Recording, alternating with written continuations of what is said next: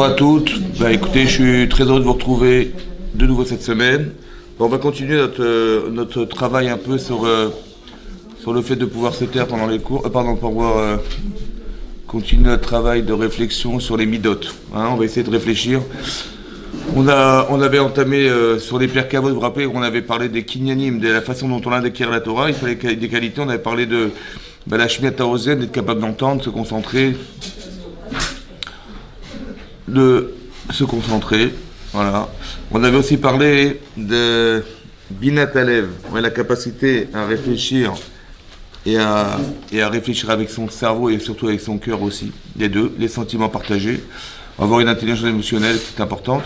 Et là, on va essayer de traiter trois sujets. On va essayer de traiter la hanava, c'est-à-dire l'humilité, d'accord, la simcha, et également Erech HaPaim, la patience, essayer de travailler ces domaines. Oui, ça fait partie des acquis qu'on doit avoir dans la Torah, pour comprendre la Torah, c'est ça. La Hanava, alors l'exemple d'Hanava le plus connu, celui de Moshe Rabbeinu. On dit Aish Moshe Anav Mikol Adam. C'est marqué Aish Moshe Anav. Moshe était l'homme le plus humble de tous les hommes. Et on nous explique que Rachid nous traduit la Hanava, l'humilité, par Savlan. Savlan, de supporter. La capacité de supporter. C'est ça la Hanava. Quand ça Rachid explique Savlan, ça veut dire qu'il va arriver des situations où on doit accepter, supporter. Alors c'est sûr qu'il y a deux façons de supporter, soit de baisser les bras et de souffrir en supportant les choses, soit que ça nous traverse sans nous toucher. Par exemple, l'exemple qui est donné dans la Torah, là-bas, c'est celui de Myriam. Vous voyez, c'est un problème conflictuel qui existe entre Myriam, Aaron et Moshe Rabbeinu, vous voyez, à la suite du fait que Tzipora, elle se plaint que son mari l'a quittée, qu'ils sont plus ensemble, et ça offusque Myriam. Elle dit, mais comment c'est possible, sous prétexte de prophétie, c'est ça qu'elle a dit, que Moshe s'est séparé d'elle. Alors il dit, mais je comprends pas, mais il parle pas qu'à Moshe, Hachem, il parle aussi à Aaron et à moi-même, donc je vois pas pourquoi on va se séparer de son mari ou de sa femme, sous prétexte qu'on est prophète, au contraire. Et donc elle veut essayer de sauver le couple de son frère. Et là-dessus, Moshe ne dit rien. Donc il n'intervient pas. Et là, sur ce, on nous dit qu'il est Hanav, et sur ce, on parle d'humilité. On est d'humilité. Alors, quel est le problème en vérité? Il y a un problème entre... elle n'a pas forcément bien compris ce qui s'est passé. Je vois pas en quoi c'est un symbole d'humilité. Ouais. Alors, je pense que l'idée, elle est beaucoup plus profonde que ça. C'est qu'en fait, quand elle a dit... Qu'est-ce qu'elle a dit? Elle a dit, mais Arbe Moshe liber Hachem. Ouais. Elle a dit quoi? Moshe, Hachem, il parle qu'à Moshe Rabbeinu, mais il nous parle aussi à nous. Et donc, moi, il m'a jamais dit d'aller quitter mon mari, comme ça dit Myriam, et j'ai demandé à Aaron, mon frère, et jamais Hachem lui a demandé de quitter sa femme. Oui, donc ça veut dire quoi? Ça, c'est ce qu'elle a dit. C'est ce qu'elle a dit. Mais qu'est-ce qu'elle a voulu dire derrière tout ça, à votre avis? Qu'est-ce qu'elle a voulu dire en disant, mais jamais Hachem nous a demandé de faire une chose pareille?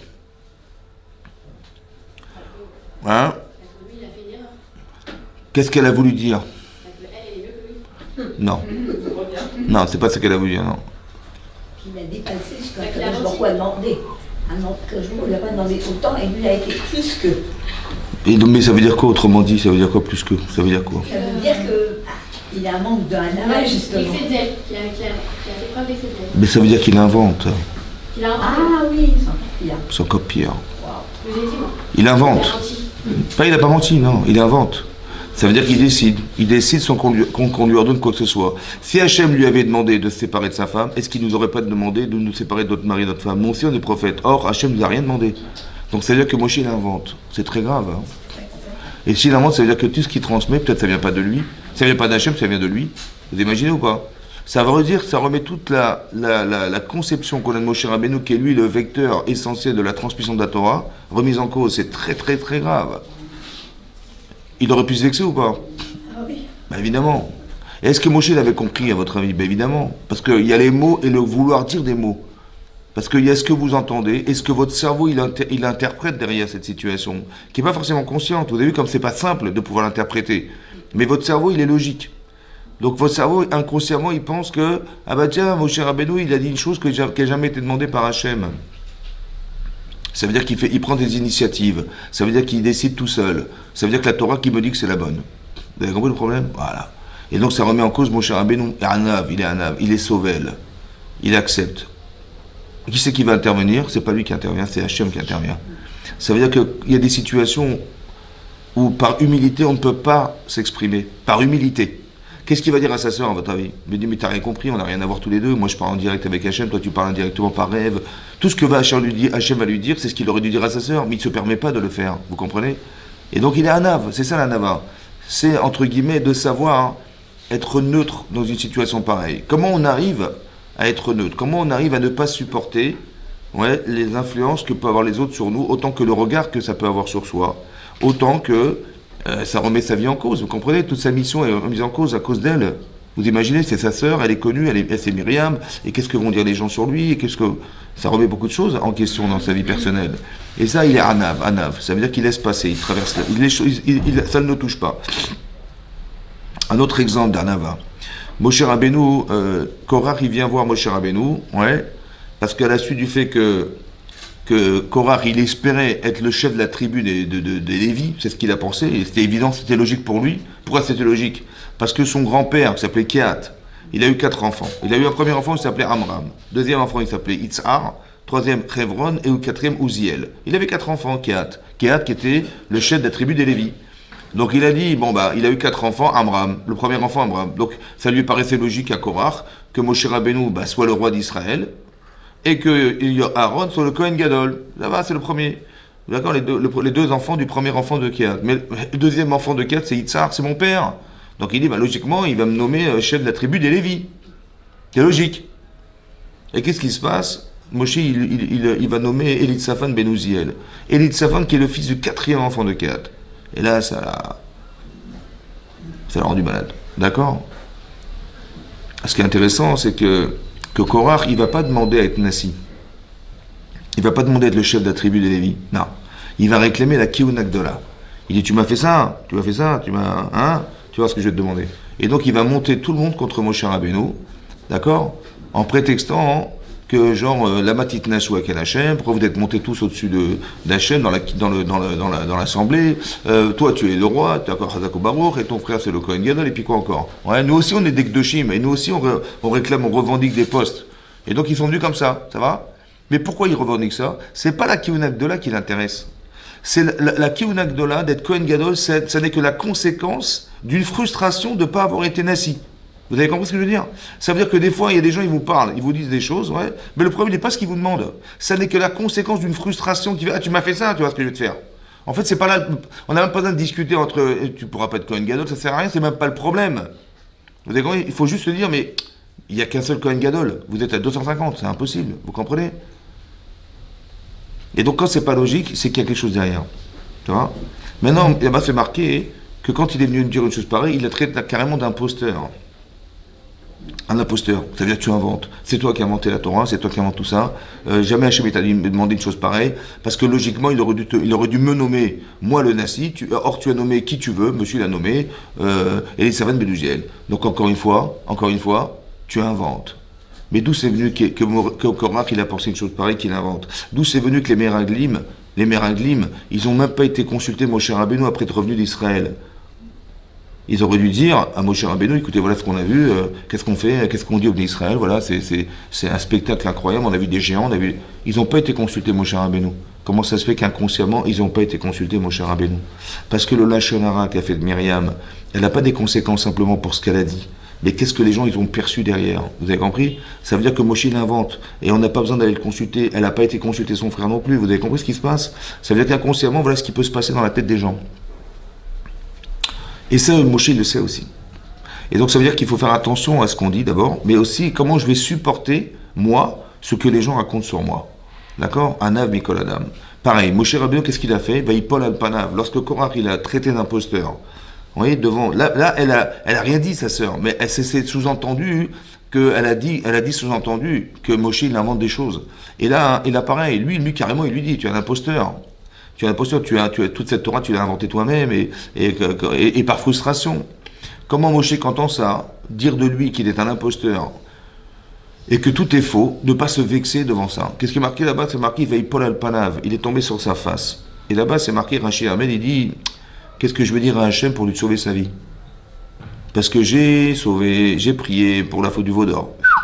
Et c'était pas simple, hein, et j'ai réussi à faire pardonner Israël. J'ai prié pour les miraglim, les explorateurs. J'ai prié pour ils se sont plaints dans le désert de pas avoir de quoi manger, de quoi boire, etc. Et je me suis fait pardonner par Hachem. Mais lui, qu'est-ce que je vais dire à Hachem? La 4e fois, c'est trop. Voilà ce qu'il est en train de dire. Vous imaginez ou pas? Au lieu de dire, mais qu'est-ce qu'il raconte, ce monsieur-là, là, sur moi? Et je vais le juger, je vais le condamner. Eh ben non, il est en train de prier pour lui sauver sa vie. Vous avez compris ou pas? Anav, c'est quoi la Anava? La Anava. Il n'est pas touché par ce qui lui arrive. Pourtant, ce sont des choses fausses qu'on raconte sur nous. Hein. C'est ça qui va se passer. On va raconter des salades. Mais ça ne nous touche pas. Comment on peut arriver à ça? Alors, je pense qu'on peut arriver à ça dès l'instant où on se connaît. Il y a un travail fondamental à faire sur soi de se connaître. Ça va? Il faut savoir se connaître. Donc je sais que je ne suis pas cet homme. Il me dit que je suis un imposteur. Je ne suis pas un imposteur. Donc plutôt que de savoir que je suis quelqu'un, voilà, je suis Moshe Rabbeinu, je suis X personne, et que je m'encourage à être cette personne. Et lorsque cette personne est remise en cause parce que les gens disent des choses dégradantes sur notre état d'être, et ça nous gêne, il y a ce moi qui est remis en cause. Alors moi je dis non, moi je ne suis pas touché, parce que je sais que c'est faux. Ça ne me touche pas. Ça va? Maintenant j'ai de la peine pour lui, parce que la seule manière qu'il a de se défendre, c'est d'arriver à descendre les autres. Vous avez compris ce que je veux dire? C'est pour ça que c'est important hein, que quand j'ai plus pitié de lui, en fait, de savoir que le pauvre il est un peu malade, de croire que je suis un imposteur, de croire que j'ai pu faire une chose pareille. Il est un peu fatigué et malade, ouais, et il est vexé, il est faible, il est fragile. Je préfère dire ça et de me dire bah tiens je vais prier pour lui, le pauvre, ouais, que de me sentir concerné par ce qu'il est en train de dire sur moi. Vous comprenez? La anava d'être sauvel, c'est intelligemment de penser que je ne suis pas touché par ce que les gens racontent. Ça ne me touche en rien parce que c'est faux. Vous avez compris? Oui, mais est-ce que c'est pas, quelque part, refuser qu'Hachem, des fois, il envoie des chaliards pour nous faire remarquer un défaut qu'on peut avoir. Oui. Et nous, on ne croit pas qu'on l'a, enfin, on l'ignore peut-être. Ouais. Et du coup, finalement, on change. Mais la différence, elle est comme ça, la différence. Ça peut être vrai. Quand ça peut être vrai, évidemment qu'il faut l'entendre. Mais quand c'est faux, ça ne vous concerne pas. La personne, elle se venge. C'est méchant, c'est faux. Vous comprenez? Quand c'est vrai, évidemment, une toracha, on l'accepte. Un reproche, quand les gens viennent vous voir, mina shamaim, pour vous faire des reproches, il faut être oev et tatorachot. Il faut aimer les reproches. Ça remet en cause. Il faut savoir qu'on sera toujours mieux sans la problématique qu'avec. Donc arrêtez de se cacher, d'avoir des problèmes. J'ai un problème et je me cache d'avoir des problèmes. Non, accepte que tu es comme ça. Mets le doigt dessus. Mais ce travail-là, il a déjà été fait a priori, au départ. Je sais me voir. La anava, c'est quoi la anava? La anava, l'humilité, c'est d'apprendre à se regarder. Vous avez compris? C'est-à-dire que quand vous faites teshuva, qu'est-ce que vous faites? Ouais. Qu'est-ce que vous dites? Ben vous vous dites, mais comment j'ai pu faire une chose pareille? Comment j'ai pensé ça? Comment j'ai pu dire ça? Mais de qui vous parlez? Mais vous parlez de vous. Ouais. Mais comment vous arrivez à vous voir? En général, on a du mal à se regarder. Quand on a un problème, on se cache d'être. Vous comprenez? Quand les gens nous font des reproches, en général, on les envoie balader. Ça va? On dit, attends, de quoi je me mêle?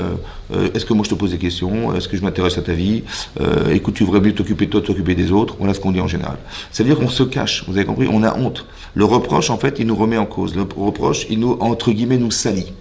Voilà, je ne veux pas savoir que je suis comme ça. Et donc, le problème, c'est que je n'ai pas forcément accepté, c'est pas forcément logique, parce que je serais toujours mieux sans qu'avec.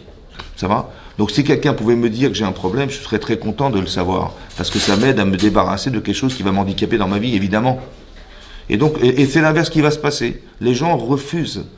Ouais, refusent, ils sont vexés. D'un côté, on se protège dans la vie aussi, et c'est une façon de se protéger. Mais c'est pas bien de se protéger de cette manière, parce que je sais que j'ai ce problème. Soit ça a mal été prononcé par celui qui m'a dit, ouais, il a dit avec un ton désobligeant, soit il m'a répété ce que je savais déjà de moi, mais j'ai pas besoin de savoir ce que je sais déjà. Ouais, souvent on fait reproche, je dis, ouais, mais comment t'as pu faire ça, mais ça va pas, mais où t'as mis la tête, et toujours comme d'habitude, tu fais des bêtises, voilà, on me répète des choses que je sais déjà de moi, mais qui m'aident en rien, ça me rappelle simplement, comme si que j'avais la solution, et qu'on me disait, il faut juste que tu appliques la solution, mais je l'ai pas la solution. Sinon, j'aurais changé depuis longtemps. Donc, arrêtez de me répéter ce que je suis de mal. Vous avez compris? J'ai pas besoin de le savoir. Oui, mais oui, c'était pour te booster, c'était pour que tu saches, et que il faut que tu te motives un petit peu. Mais c'est pas ça. On aurait préféré entendre des solutions, des réponses à nos problèmes, que de savoir à nous répéter ce qu'on ne savait pas faire. Vous comprenez? Donc, il y a des choses qui sont pas acceptables. Mais d'un côté, je suis pas victime de ça. Moi, je dis souvent aux gens, arrêtez de vous rendre malade pour ce que les autres, ils n'ont pas su faire. Vous comprenez? Voilà.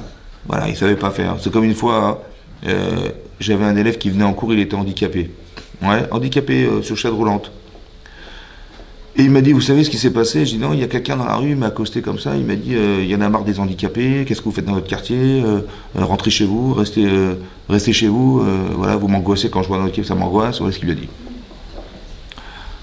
Et alors je lui ai dit, alors, il m'a dit, j'avais envie de le tuer, il m'a humilié comme ça dans la rue.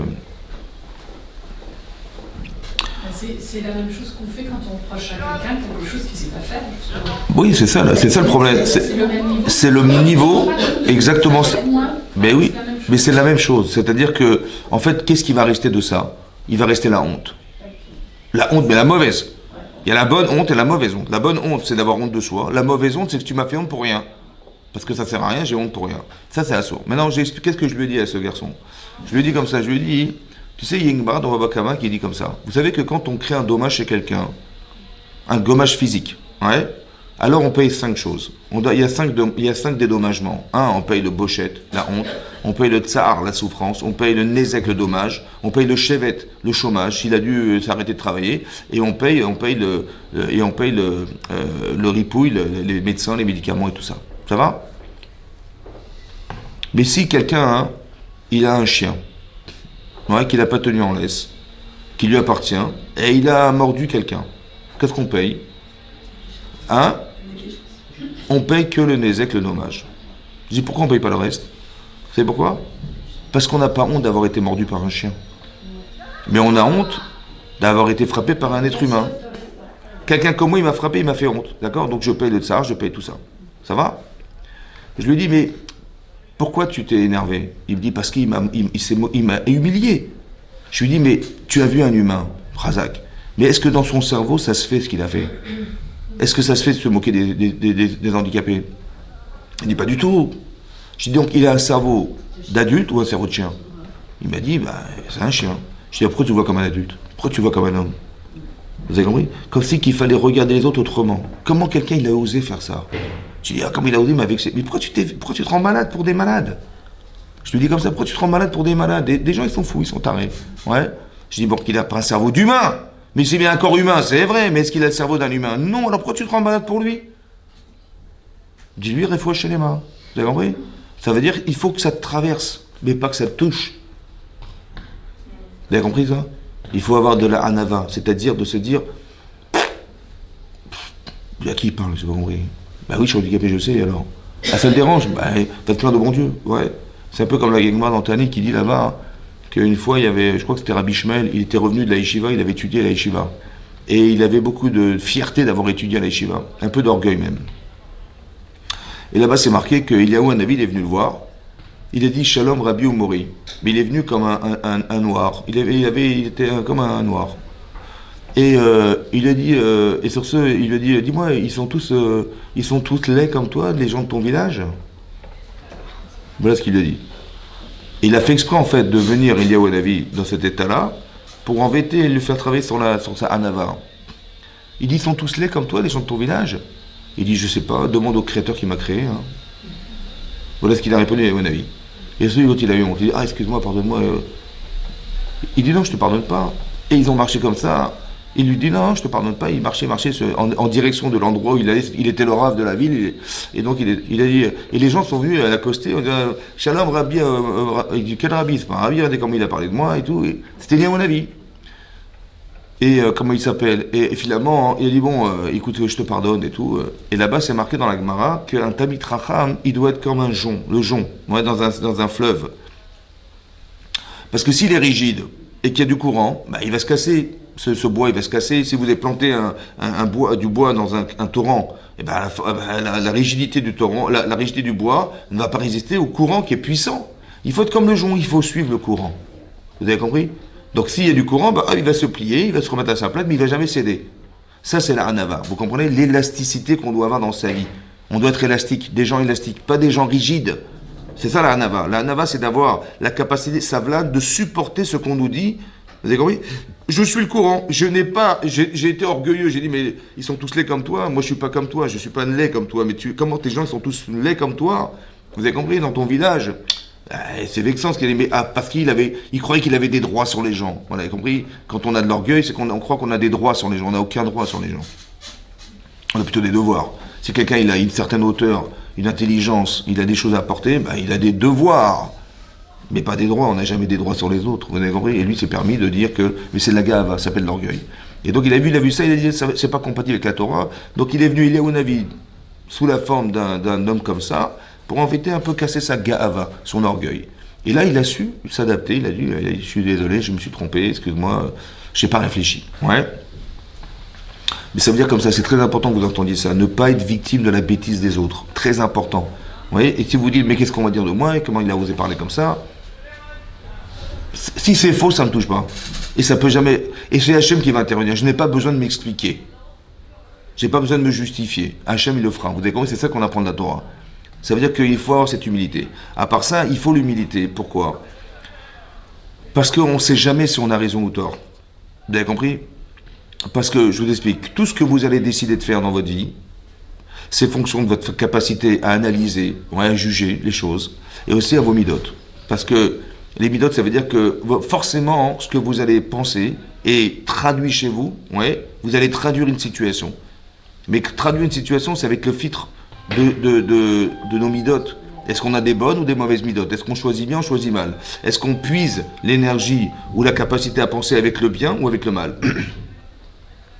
Est-ce que je pense bien ou je pense mal? Pourquoi je traduis toujours les choses? Des fois, il m'arrive de traduire négativement. Je vois une situation, elle est douteuse, mais je dis, ah, mais comment il a pu faire ça? T'en sais quelque chose? Non, c'est rien. Vous avez compris? Mais alors, pourquoi tu juges comme ça? Pourquoi tu juges mal? Oui. En fait, j'ai puisé ce regard dans le mal. Et donc, c'est pour ça que je vois mal. Comme c'est que vous aviez des lunettes, et on les filtre avec un filtre, et on voit des choses comme on a filtré, mal. Ça va? Pourquoi tu vois comme ça? Pourquoi tu réfléchis comme ça? Pourquoi tu penses comme ça? Dès l'instant où il y a une forme d'interprétation, il faut interpréter la situation. C'est là que le danger existe. Est-ce que je vois bien? Est-ce que je pense bien? Est-ce que je suis logique? Est-ce que, vous avez compris? Le filtre, en fait, vous allez voir une situation. Par exemple, si je vous demandais de me parler de quelqu'un, à votre avis, est-ce que c'est plus facile de dire du bien ou de dire du mal? Plus facile de dire du mal. De dire du mal. Mais c'est vrai, c'est comme ça. Comment ça s'explique?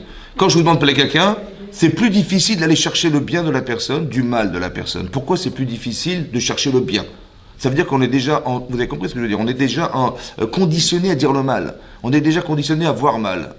C'est plus facile de dire du mal. Je vais vous dire une paracha, une Megillah sur quelqu'un, en disant est-ce qu'il ne sait pas faire, est-ce qu'il ne fait pas, est-ce qu'il fait bien? Autant laissez-moi réfléchir. Je vais avoir du mal à vous dire petit A peut-être, petit B, je ne sais pas. Pourquoi c'est comme ça, à votre avis? Hein? Khazak ou Balour. Pourquoi c'est comme ça?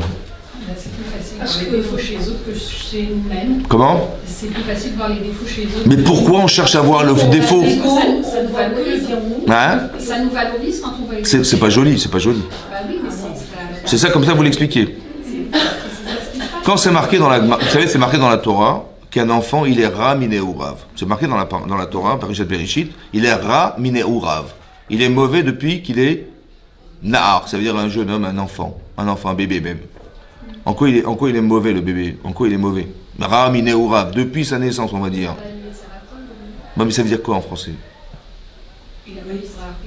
Non. Il est ra. Ra, c'est quoi ra? Il y a les souris, il y a les rats. Hein? il est tourné que par... Khazak. Le rat, c'est l'égoïsme. Le rat, c'est l'égoïsme. Ça veut dire que monsieur, il va se plaindre dans son berceau qu'on ne lui a pas amené son biberon. Hein? Il va se plaindre qu'il n'est pas propre, il faut lui changer sa couche. Il va se plaindre. En fait, on se plaint jusqu'à quand? Toute sa vie. On se plaint jusqu'à ce qu'on ait du Yetzeratov. Très bien. À quel âge on a du Yetzeratov? À partir de 12 ans. Hein, mesdames? À partir de 12 ans. Ça veut dire que votre Yetzera, il a quel âge? Quand vous avez 12 ans, il a 12 ans lui. Et votre Yetzeratov, il vient de naître. Vous avez un bébé qui vient de naître devant quelqu'un qui a 12 ans déjà. Ça fait 12 ans déjà. Ça fait 12 ans qu'on est critique. Ça fait 12 ans que maman n'a pas fait. Ça fait 12 ans qu'on réclame. Ça fait 12 ans qu'on attend. Ça fait 12 ans qu'on sait qu'on est des enfants et qu'on n'a rien à donner. On a tout à recevoir. Vous comprenez? Ça fait 12 ans. Maintenant, comme je suis critique de façon permanente et que d'arriver à contrebalancer ça, ça prend le temps que ça prendra. Mais entre-temps, je suis aussi dans les deux positions. C'est pour ça que le réflexe, c'est de dire du mal. Vous avez compris? Parce que je ne sais pas voir le bien. Vous savez, même la halakha, elle est comme ça. Si votre mari, on est le premier jour de Sukkot, ouais, on est le premier jour de Sukkot, et il a son fils qui a 12 ans, je sais pas, il dit tiens, bah, tu vas faire la mitzvah de loulav, et il lui donne son loulav. Il dit vas-y, fais la bracha, et après tu me le passes. Il ne peut pas vous le rendre. Halakha les maaseh, on ne peut pas. Parce qu'il sait recevoir, mais il ne sait pas donner. Halakha, il ne peut pas donner. Ça veut dire que vous avez un loulav, votre mari il a un loulav qui ne lui appartient pas. Il est emprunté. Et ce loulav emprunté, on ne peut pas s'acquitter le premier jour de Sukkot. C'est pour ça que, vous avez compris, c'est même halakha les maaseh. On ne sait pas, un enfant sait recevoir, mais il ne sait pas donner. Il n'a pas la capacité mentale à pouvoir dire je donne. Ça veut dire je me sépare. Il est raminé au rav. Vous avez compris ça? C'est ça. Ça veut dire que je sais prendre, je sais m'approprier, mais je ne sais pas rendre. Je n'ai pas envie de rendre. Oui? C'est pareil. Oui? Je sais prendre à moi, mais je ne sais pas partager. C'est ça. Ça veut dire que c'est tout un travail. En fait, Hachem, il a fait exprès. Pour que justement, il y ait un travail qui soit un travail concentré, réfléchi et absorbé avec beaucoup d'intensité. Parce que c'est contre vous-même. C'est comme on nous apprend la Torah dans le ventre de notre mère et on l'oublie. Après, tu m'as appris pour me le faire oublier. Parce que je veux que ça soit intense. C'est pareil. Le Yetzer Hara, il est né avant même notre Yetzeratov. Pourquoi? Parce que le combat, il n'est pas légitime. Le combat n'est pas équilibré. Il n'est pas linéaire. Vous n'allez pas vous battre de façon équilibrée entre 50-50. C'est pas vrai. Il y a 75% de faire des erreurs et 25% de réussir. Maintenant, il faut faire des efforts parce qu'il faut passer de 25 à 50 minimum. Vous avez compris? Donc, on va faire un effort. Il faut se convaincre. Il faut être intelligente. Il faut savoir reconnaître là où ça ne va pas. C'est un travail. C'est ça qui est marqué dans l'Agma, dans Hérouvin d'Afud Gimel. L'Agma dit qu'il y a une marloquette Bet Shammai Bet Hillel. Est-ce que ça valait le coup de créer l'homme ou pas? Ouais. Mais quelle est la question? Si Hachem a créé l'homme, évidemment que ça valait le coup. C'est quoi la discussion? Ils ont discuté pendant 2 ans et demi. Vous imaginez? En fait, c'est quoi la question? La question, c'est de savoir dans quel état tu te trouves. T'as 613 mitzvot. T'as 613 façons d'agir. Mais il y en a 365 négatives. Il y en a 248 positives. Donc, probabilité forte de faire une avéra plus qu'une mitzvah. Probabilité mathématique. À part ça, hein, ton Yetzeratov, c'est Sarah. Qu'est-ce qui est le plus fort? Le Yetzeratov, Yetzerara. Donc, la probabilité d'être tenté par le mal est plus forte que de faire le bien. Tu te rends compte ou pas? C'est ça. Ça, c'est l'état dans lequel tu te trouves.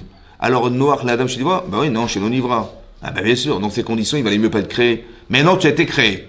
Mais il a fait exprès de te mettre dans ces conditions. Parce qu'il faut se battre pour réussir. Vous avez compris? Il faut avoir des convictions. Ça veut dire que c'est pas simplement de faire un choix intellectuel. C'est que émotionnellement, c'est l'inverse qui doit se passer. Tu aurais plutôt tendance à faire le mal que de faire le bien. Alors qu'est-ce que tu vas faire? Tu vas devoir réfléchir, tu vas devoir t'affiner, tu vas devoir éliminer toutes les pollutions que tu as dans la tête. Il va falloir que tu n'écoutes pas ton état. Il va falloir que... Mais pourquoi faire? Il faut décider. Il faut se renforcer, il faut décider. Alors il faut que tu te renforces, que c'est toi qui as décidé. Tu as mis du bien en toi, et pour contrecarrer le mal. Tu as vu la malice du Yetzirah, tu as compris, tu as été intelligente, tu as vu, tu as été anav, tu as eu des midotes, tovot, etc. Et c'est que dans ces conditions-là que tu peux t'en sortir. Ipashpech, veimashmech, bemaasa. Il faut rechercher en soi. Ipashpech, c'est une recherche. Imashmech, c'est palper. Qu'est-ce que tu fais? Palpe ce que tu fais. Est-ce que ça a un sens? Est-ce que c'est comment dire, c'est conditionné par quoi? Est-ce que c'est palpable? Est-ce que ça a un poids chez toi? Tu fais des mitzvot, mais comment tu les fais? Ouais, et tu dis, mitzvah keneged avera. Est-ce que ça vaut le coup ou pas? Vous avez quoi? Et ce calcul-là, il faut le faire.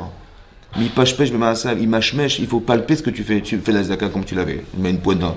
Est-ce que c'est ça la zaka? Est-ce que c'est comme ça qu'il faut faire? Est-ce que quand tu pries, tu penses que c'est une prière? Est-ce que quand tu fais une mitzvah, est-ce que tu penses que tu fais du chesed? Est-ce que tu as vraiment fait l'hospitalité comme il fallait? Il faut palper tes mitzvot. Voir est-ce qu'ils ont une intensité, une densité. Voilà, c'est ça qu'il faut faire. Et c'est ça qui va te donner un sens, c'est ça. Et donc il y a un travail forcément à faire. Ouais. Donc ce que je vous ai dit, la première mida, c'est midat ha'anava. Cette mida-là, elle est fondamentale. Ça veut dire de ne pas être victime. Le Yetzer Hara, il va chaque fois jouer là-dessus. Mais comment il a osé te dire, comment il a osé faire? Vous avez compris? Il faut la ha'anava. Pareil, on va demander des choses qui intellectuellement ne s'entendent pas forcément. On arrive dans des situations de vie qu'on doit accepter et qui ne sont pas forcément logiques pour soi. Mais d'un côté, ça a été vécu, donc ça a forcément un sens. Vous avez compris? Ça veut dire, la Emunat Hashem, c'est d'accepter ce qui m'arrive. D'accepter, ça veut dire, je m'explique, d'accepter le message, pas d'accepter ce qui m'arrive, le message. Des fois, il faut refuser le message.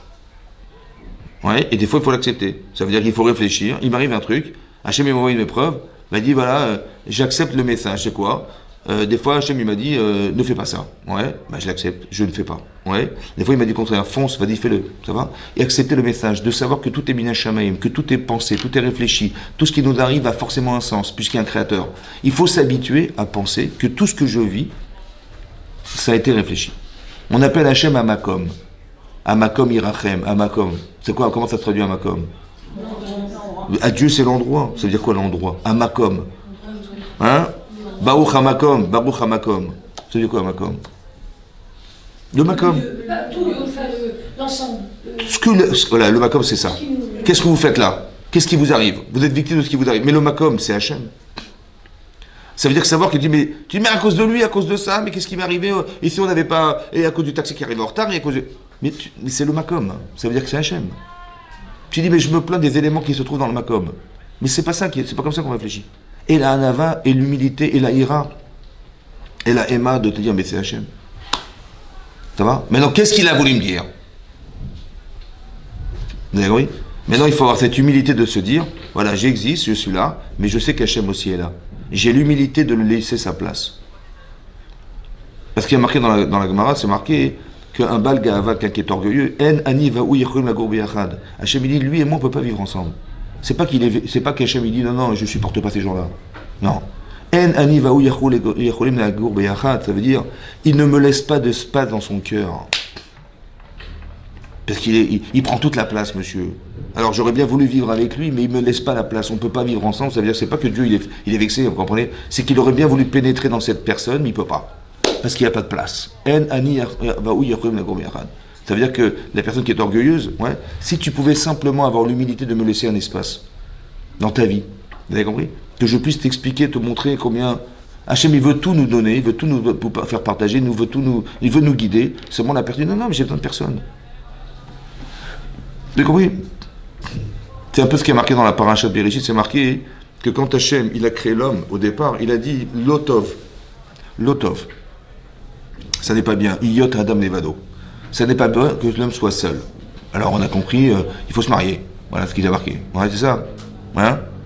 Mais d'abord, avant de réfléchir à la réponse, d'abord, qu'est-ce que ça veut dire, Lotov, Iyot Adam Levado? Hein?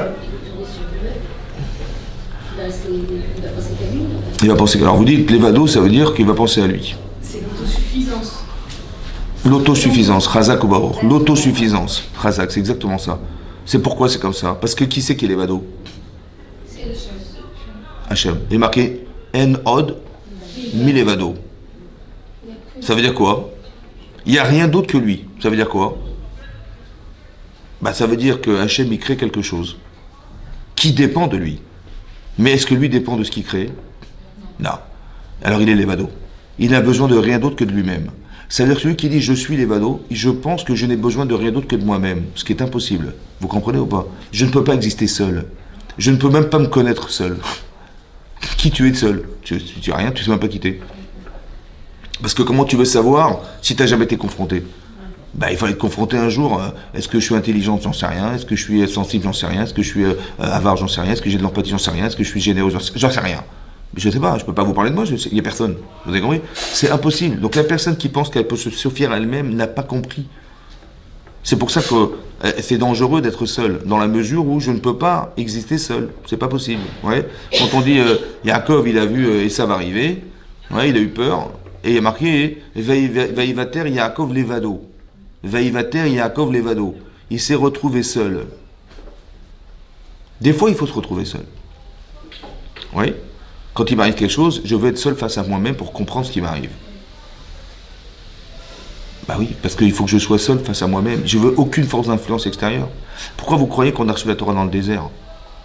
Bah parce qu'il fallait être seul pour pouvoir accepter complètement sous aucune forme d'influence. C'est pas parce qu'elle t'a dit, c'est pas parce qu'il t'a dit, parce que c'est intéressant d'être là ou pas intéressant. Non. Il faut être neutre. Ça veut dire que tu dois accepter toi la Torah, mais sans rien d'autre. Il n'y a rien d'autre. Il n'y a que toi et Hachem. Voilà. Vous avez compris? C'est ça. Mais donc, des fois, il faut être seul. Oui. Quand on fait teshuva, ben, on est seul face à Hachem. On n'a pas, même quand on prie, vous avez vu qu'on ne lève pas la voix. Ouais, bien qu'on aurait bien peut-être voulu chanter à voix haute, c'est vrai, mais non, c'est pas, c'est, parce que Iktana Manalagmani, que dans Sota, dit que si quelqu'un, il hausse la voix dans la prière, il fait partie des petits dans la Emouna. Une petite Emouna, il a une petite confiance en Dieu. Pourquoi c'est quel rapport avec la confiance en Dieu? Oui, une petite Emouna. Parce que j'ai pas besoin de faire entendre ce que je lui dis. On est dans la confidence, vous comprenez? Donc je lui parle à lui, on est tous les deux, c'est ça. Donc je parle à voix basse, j'ai pas besoin de faire savoir. J'ai pas besoin que les autres participent à ce que je vais lui dire. Vous avez compris? Donc ça veut dire qu'il faut avoir cette capacité. Oui, c'est pour ça que c'est difficile de prier. Vous avez vu que quand on prie, tout de suite on s'envole. Hein, on a commencé à peine, hop, ça y est, on est parti. Pourquoi? Parce que d'arriver à créer ce lien, c'est la chose la plus importante. On dit la tefila, ça fait partie des choses qui sont berumo shalolam. C'est-à-dire des choses qui sont très élevées. Et le Yitzhara, il le sait très bien. Parce que si vous arrivez à créer le lien direct avec Hachem, qu'est-ce qu'il y aura? Vous n'avez aucune place. Donc il va s'acharner pour vous empêcher de créer ce lien. C'est comme ça. Vous avez vu, la tefila, c'est très compliqué. Ça, c'est une des preuves évidentes pour moi que le Yitzhara existe. C'est impossible. Tu vas lire Harry Potter, 700 pages, il n'y a aucun problème. Tu peux lire d'une traite. Et ça, tu n'arrives même pas à lire 5 pages sans penser à autre chose. C'est impossible. Vous avez compris? Comment c'est possible? En plus, c'est honteux. Tu parles à Hachem, tu penses à autre chose, ça se fait pas. Et à part ça, c'est pas le moment. C'est vrai ou pas? Et pourtant, c'est tout le temps comme ça. Tout le temps, systématiquement, on démarre, petite bracha, même au départ. Hein. Vous savez, quand on est déconcentré à l'akha, dans la lacha, c'est que si quelqu'un, il n'a pas dit, il n'a pas été concentré en disant Eloké Avram Israël Yaakov, il faut recommencer la prière. C'est-à-dire depuis le départ, quoi. Vous imaginez? Tu veux Eloké Avram Israël, déjà tu peux t'envoler déjà à ce moment-là. C'est-à-dire qu'on est très volatile, c'est dingue. C'est-à-dire que l'Yitzhara, il est là, il nous fait penser à autre chose, c'est lui qui est là. C'est lui qui est derrière ce désir. De nous faire. Mais t'avais des choses à faire cet après-midi, rappelle-toi, voilà, t'avais un rendez-vous, t'avais machin. Et tout de suite, ça y est, c'est parti. Mais comment c'est possible? Mais j'avais pas envie de penser à ça, Et c'est ni le moment de penser à ça, je parle à Hachem. En vérité, je suis même pas sûr que je parle à Hachem, c'est le problème. C'est pour ça qu'il faut avoir la hanava. Il faut être capable de se connaître, il faut être capable de connaître sa place, il faut être capable d'être humble, C'est-à-dire l'humilité, c'est de savoir, de se voir, d'apprendre à se voir, de se projeter en fait. Oui. Quand c'est marqué, il y a une Gemara dans Rosh Hashanah qui dit que Shinui Hashem, de changer son nom entre Rosh Hashanah et Kippour, c'est Korer Gzardino Shaladam. On a décrété Chas v'Shalom des choses graves à Rosh Hashanah, on peut déchirer ce décret si on change son nom. Oui, il y en a qui vont à la mairie, il y en a qui vont changer leur prénom, hein, ou alors ajouter un petit prénom. Non, changer son nom, le Rambam il explique comme ça. Il dit comment j'ai pu faire ça? Comment j'ai pu agir de la sorte? Simplement de se voir autrement. Vous avez compris? Ça suffit pour déchirer. Pourquoi? Parce que si tu te vois mal, tu dis mais comment j'ai pu faire ça? Mais c'est honteux, c'est vrai. Il avait raison, elle avait raison de me dire ça, etc. C'est fini, j'arrête de penser comme ça, j'arrête d'être comme ça, j'arrête. En fait, qu'est-ce que j'ai fait? J'ai changé mon nom. Maintenant, si vous me rappelez de ce que j'étais il y a 10 jours, je vous dirais, mais c'est plus moi. C'est ça, changer son nom. Comme ça, l'explique le Rambam dans Ilchot Teshuvah. Changer son nom, c'est ne plus s'accepter comme j'étais au passé. Changer son nom, c'est ne plus s'accepter comme j'étais au passé. Je ne veux plus être cette femme, je ne veux plus. Terminé. C'est fini, je ne veux plus être cette femme. J'étais cohérent, j'ai déchiré. Pourquoi j'ai déchiré? C'est ça, parce que Hachem il m'a vu de cette manière. Si simplement tu pouvais être une autre femme, super. Je déchire le décret. Je n'ai pas besoin de t'envoyer des expériences de vie qui vont t'amener à penser ce que tu penses aujourd'hui. Parce que tout ce que je vais faire, c'est quoi? T'envoyer des choses qui vont faire que tu vas te remettre en cause. Mais plus besoin, ça y est, t'as compris. Pas besoin de t'envoyer. Donc je déchire un décret. Vous avez compris? C'est simple. Mais pour ça, il faut être un ave. Ça veut dire, il faut accepter de se voir.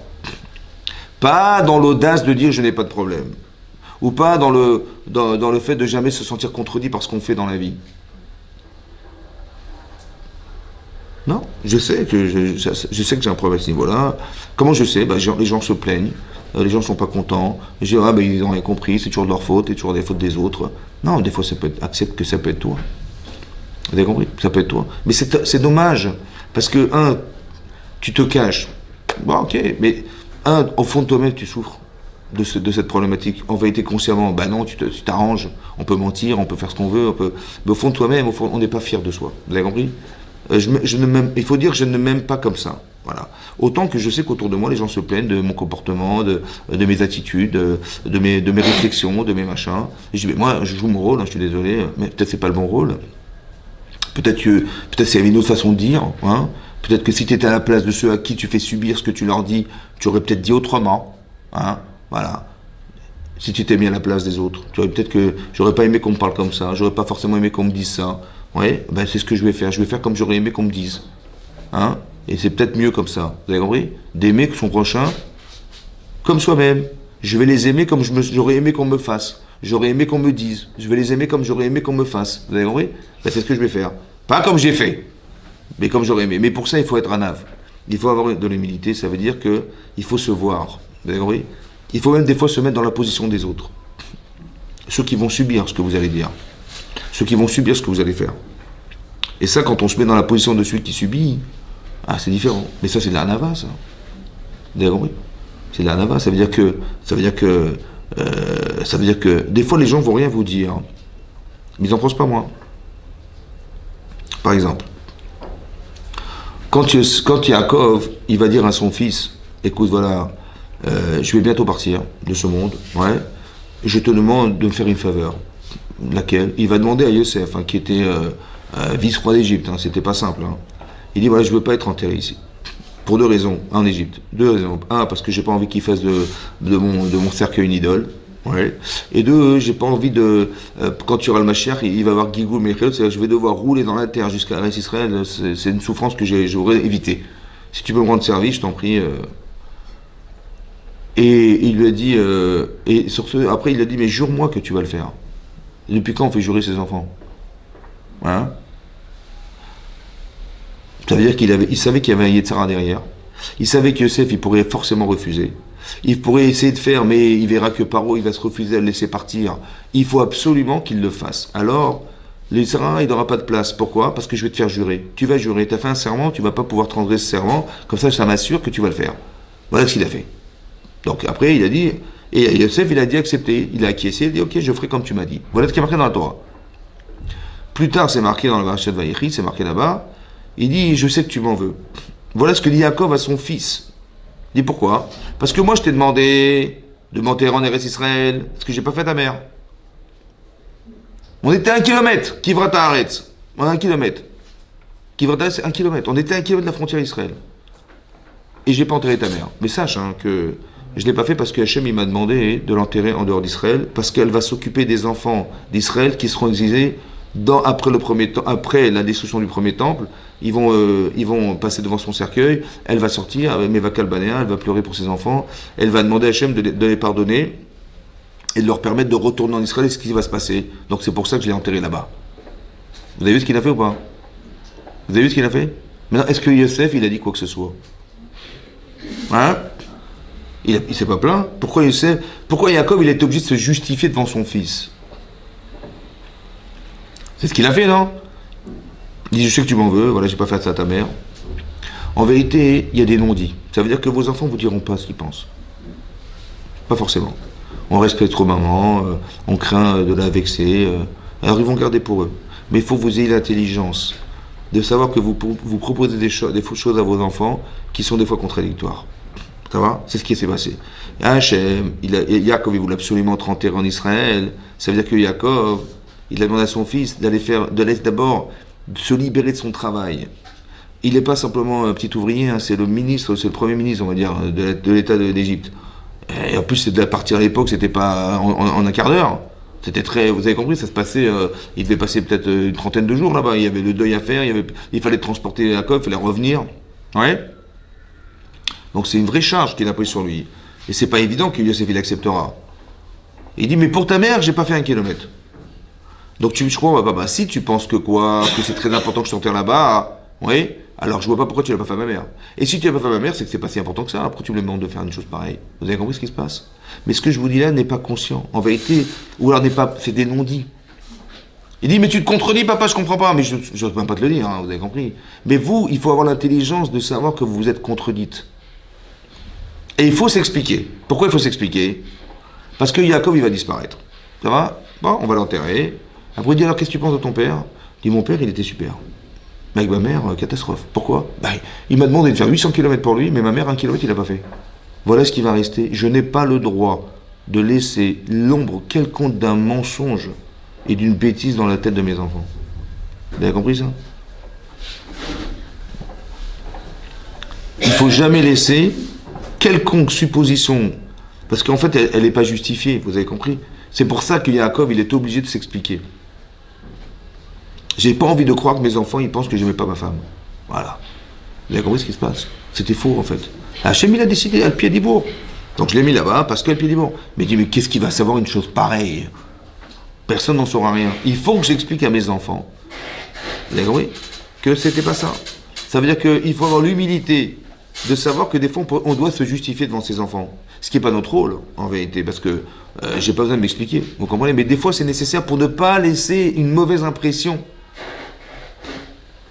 Qu'après, ils vont pas me respecter parce que je leur ai pas expliqué pourquoi j'ai fait ça.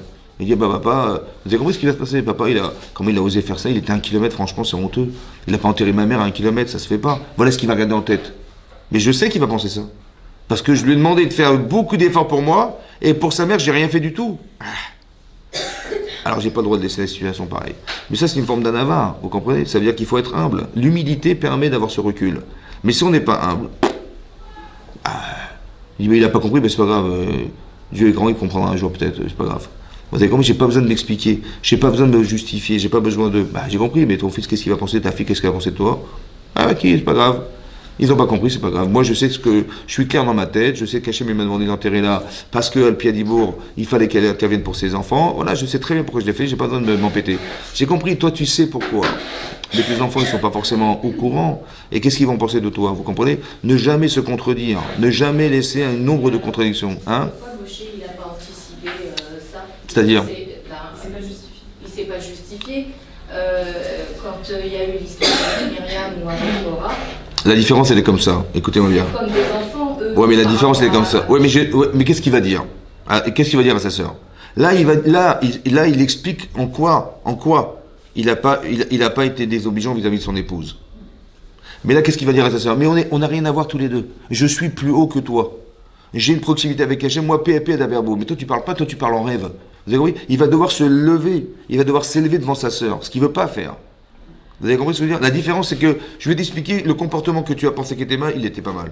En vérité, j'ai jamais négligé ma femme. Vous avez compris ça? Voilà ce qu'il a dit. Mais là, c'est différent. Il doit dire qu'il est différent. Ça, il peut pas lui dire. Je suis mieux que toi. Je peux pas te dire que je suis mieux que toi. Donc il va laisser Hachem le dire. Vous avez compris? Madoua lo yiritem les daber. Pourquoi vous n'avez pas eu peur de dire? Mais lui, c'est PAP daber. Il est réveillé, on discute. Mais toi, c'est en sommeil. Quand tu dors. Ça n'a rien à voir. Vous avez compris, la névoie d'une prophétesse ou d'un prophète, en général, c'est quand il est en sommeil. Mais lui, directement, il consulte Hachem, il parle directement, même éveillé. Ça n'existe pas, ça. Mais c'est le niveau de prophétie de mon cher qui engendre ça. Ça lui dit, mais comment tu n'as pas eu honte de dire? Si tu croyais que tu étais égal à égal avec ton frère, tu aurais eu raison. Mais pourquoi tu n'as pas vu que finalement, il était plus que toi? Peut-être ça justifie le fait qu'il se sépare de sa femme. Vous avez compris? Autant que, si tu penses que tu as eu raison. Tu as eu raison. Donc tu dis, bon, il a eu tort de se séparer de sa femme. Or, tu vois que je lui parle. Avdi Moshe, il est mon serviteur. Or, si d'après toi, il avait eu tort de séparer de son épouse, jamais Hachem lui aurait parlé. Et comment tu n'as pas compris que si je lui parle, c'est que c'est toi qui as eu tort, et pas que Hachem a eu tort? Il dit, même Hachem, il s'est trompé, le pauvre. Vous avez compris ce que je veux dire? C'est ça. Tu n'as pas eu l'humilité de voir. Vous avez compris? Voilà. Il fallait Madoua lo yiritem les daber. Vous n'avez pas eu peur de dire. Vous avez compris ce que je veux dire? C'est-à-dire que des fois, il faut avoir peur de se tromper. Et cette peur de se tromper, je dis, attends, et c'est quand même Moshe Rabbeinu, comme si il y avait quelque chose. Et c'est ça le problème, quand c'est familial, vous avez compris, quand c'est familial, quand c'est parental, quand c'est fraternel, quand c'est marital, ouais, on n'est pas forcément dans le respect. Je veux dire que, bon, il y a l'amitié, il y a le mari, etc. On n'est pas forcément dans la capacité à donner du poids à l'autre. Et donc on se permet de dire. Et cette proximité, elle permet de dire. Nos voisins ne se permettraient pas, vous comprenez? Ah non, ça se fait pas. Mais le mari, la femme, c'est facile, vous avez compris? Et si je veux te dire, je te dis franchement ce que je pense, c'est pas forcément la bonne formule. Ouais. Excusez-moi, mais c'est comme Joseph avec ses frères, et pourtant il a payé très cher, il ne s'est pas justifié par l'humilité, parce que s'il leur dit qu'il est plus haut qu'eux, ils ne peuvent pas l'entendre. Youssef? Oui. Mais lui, justement, il a ce problème, il est un Nahar. Ouais. Il est marqué Nahar. C'est quoi Nahar? Il avait raison. Quand Hein? il avait rêve, tout ce qu'il a fait, il avait raison, il était destiné à des plus grandes Vous choses. avez. Il a raison intellectuellement. Mais est-ce que la forme, elle est bonne? Il dit, vous savez quoi? Vous allez vous prosterner. Écoutez-moi bien. L'inverse, si je vous dis comme ça, moi je suis Youssef, ça va? Vous êtes mes frères, voilà, vous êtes là. Oui? J'ai dit, vous savez quoi? Vous êtes des gerbes. Pardon? Des gerbes, mais sèches. Ah oui. et qui se pliait devant la mienne, devant ma gerbe. Ça va? Comment vous sentez là? Non, gentil, là. 2 minutes. J'ai raison de vous le dire. Voilà.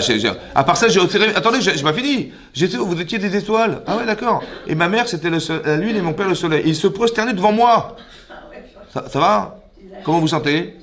Tim Lor Aleno, Tim Solbano, tu vas régner sur nous, tu vas nous gouverner. Ça va? Tu t'es pris pour qui? 2 minutes. Ça, c'est ce qu'il a dit. Maintenant, je vous le dis autrement. Écoutez, j'ai fait un rêve. Bon. Mais franchement, j'ai honte. Hein. Je sais même pas comment je vais vous le dire. Hein.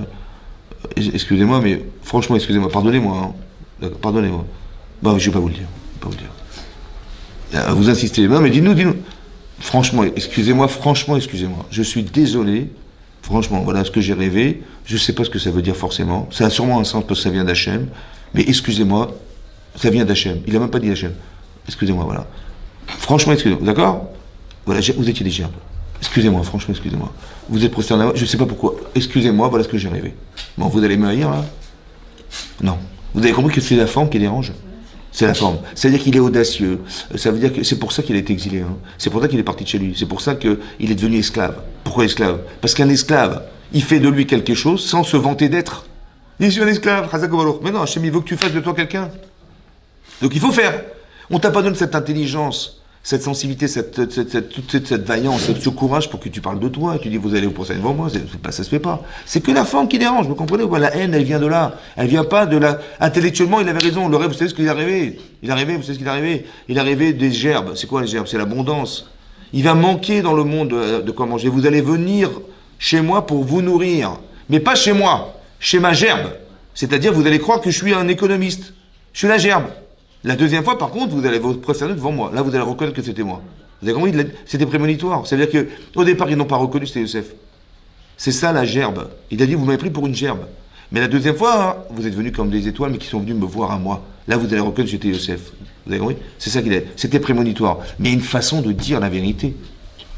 C'est pas dans le fond qu'il avait. Il a eu raison dans le fond, évidemment. Mais c'est la forme. C'est souvent la forme qui dérange. C'est jamais le fond. Hein. Vous avez compris? On dit les vérités des gens, débrouille-toi avec. Voilà, on commence à débrouiller. Voilà, je te dis la vérité, débrouille-toi. Mais la forme fait partie de la nava. Mais c'est ce que je vous dis. Mais c'est pour ça, mais tout le travail qu'il va faire, je vous explique. Tout ce qu'il a traversé, Yosef, qu'est-ce qu'il a fait? Il est parti de chez lui. Traumatisme. Vendu par ses frères. Après, il se retrouve en Égypte. Après, il a été vendu 4 fois. Hein. 4 fois, il a été vendu. 4 reprises. Les vendeurs d'esclaves l'ont acheté, ils l'ont revendu. Racheté, revendu. Ah, il y a de quoi de traumatiser. Hein. Après, il arrive en Égypte. Le pire pays de la terre, quoi. La corruption, la débauche et tout ça. La femme de Potiphar, elle lui court après. Ouais. Après, elle l'envoie en prison. Après, il va se dire dans ta vie là-bas. Et après, il voit le Saramash qui dit ils sont venus, enfin, je vais sortir de prison. Et bien, 2 ans plus tard, il sort. Ça veut dire qu'il a subi quand même, non? À quoi ça a servi? Justement, à lui faire reconnaître travailler, il fallait travailler ce point-là de la nava. Chazak ou Baruch. Maintenant, il va venir devant Pharaon. Il a la chance de sa vie de sortir de prison. Parce que le seul qui a la solution au rêve de Pharaon. Voilà. Tout ça pour ça. Vous avez compris ou pas? Il n'aurait jamais pu faire ça. Hein. Jamais. Il aurait dit, bien sûr, attendez, signez sur la feuille, je vous dis tout, mais signez d'abord que je sors de prison, je vous dirai tout. Sinon, je vous dirai rien. Bien, d'accord, bien sûr, je signe. C'est pas ça qu'il a dit. Mais ça, il a pu le dire parce qu'il est passé par tout ça. Vous avez compris? Donc c'est-à-dire que tout ce qu'on vit en vérité, ça vient décaper la personne. Ça vient nous rendre plus humbles, plus, on va dire, plus proche d'Hachem. On va dire, tout ça, c'est-à-dire qu'il y a la connaissance. Il a appris la Torah avec son papa à la yeshiva de son père, de Yaakov. Mais après, il y a entre la connaissance et l'expérience. Vous avez compris? Vous avez vu, il avait la Torah, mais il était intelligent, brillant et bel homme et tout, il avait tout l'avantage. Et il vient dire à ses frères, vous allez au procès devant moi. Et lui, c'est le dernier de la famille. Hein. Et c'est les aînés. Vous avez compris? Tout est inversé. Tout est fait pour que les Sarah, il se manipule. Il les manipule. Hein?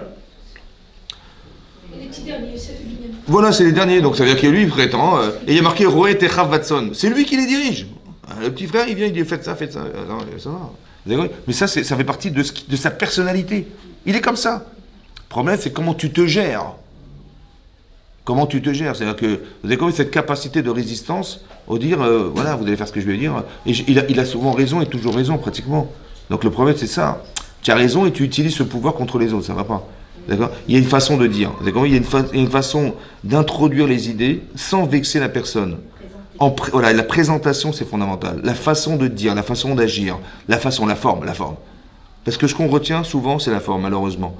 Ouais, il y a un message. Quand c'est faux, c'est faux. Mais quand c'est vrai, il y a la façon de l'exprimer. Quand vous faites un reproche, vous allez dire des vérités. Mais l'autre, il va pas forcément accepter parce que quelle manière vous l'avez, quel ton vous avez dit. Est-ce que vous avez dit en criant, vous avez dit en vous énervant. Est-ce que on n'a pas forcément respecté la personne. Et quand on ne respecte pas la personne, on n'est pas respecté non plus. C'est comme ça, hein. C'est comme ça. Donc ça sert à rien. Tu dis, mais je lui ai dit, qu'il se débrouille. J'ai compris, mais l'objectif, c'est pas que tu lui dises, c'est qu'il change. Mais il va jamais changer, parce que tu l'as dit. Vous avez compris? Donc il faut avoir l'humilité de se dire, si Hachem il m'a envoyé cette personne et que je dois lui enseigner quelque chose, je vais faire en sorte que, qu'est-ce qu'il aurait aimé Hachem que je fasse? Que je lui dise la vérité ou que je l'invite à la vérité? Ben je l'invite, donc il faut que je lui dise d'une façon, est-ce qu'il l'accepte? Comment je vais faire? Je vais y réfléchir. Donc je vais essayer de réfléchir. Réfléchir, ça veut dire de prendre sur soi et de dire, mais comment je vais faire pour lui dire sans qu'il se vexe? Par intérêt pour lui, pas par intérêt pour moi, j'ai pas besoin de le savoir, je le sais déjà. Mais que lui, il arrive à changer, c'est ça qu'il faut. Voilà. Chazak ou Baruch.